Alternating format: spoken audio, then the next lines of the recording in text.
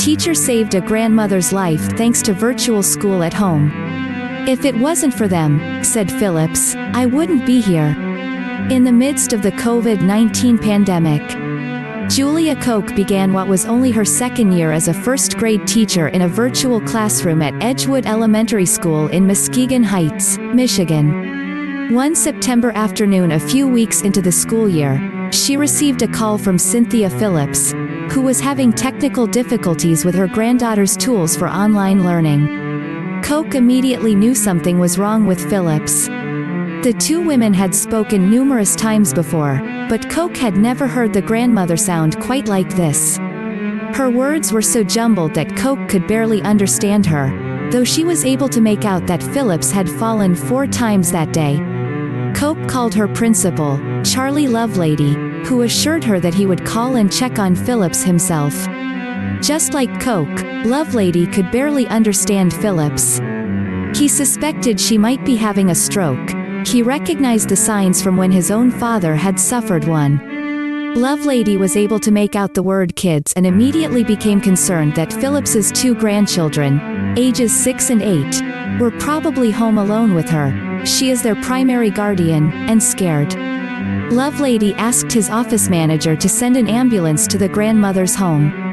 Then Lovelady called Vanderbilt Matthews and Ketria Burt Walker, 2 deans in the school district, to tell them what was going on. Both of them dropped everything and drove to the family's home. When they pulled up less than 10 minutes later, the EMTs were treating Phillips while the 2 girls, looking visibly shaken, were outside with a neighbor.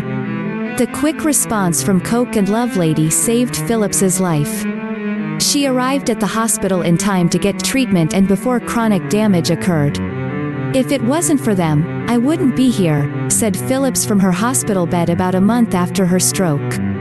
Thanks to an extended stay in the hospital, she has regained most of the movement throughout her body except for one hand and a portion of her mouth, which affects her speech. I'm proud of the people I work with, that they responded so quickly and that it did make a difference for Mrs. Phillips, says Koch. I am so pleased to be part of such a caring community. But the school's crisis response is only one piece of the community's extraordinary efforts to help Phillips and her granddaughters. Another family with young children took in the 2 girls. When that became too much to handle during the day with at-home learning, school administrators contacted the local Boys and Girls Club, where the girls now spend their days as part of a program to help working parents. They return to the host family at night. Virtual learning has been a challenge across the country, but it's fair to say that in Muskegon Heights it has helped the community grow closer. Many teachers there gave their personal phone numbers to students and families in case they needed extra help.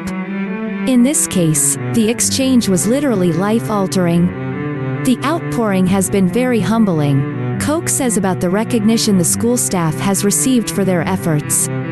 But I also know that it's part of the kind of community we're in. We care about each other, and we don't just say the words. We follow through.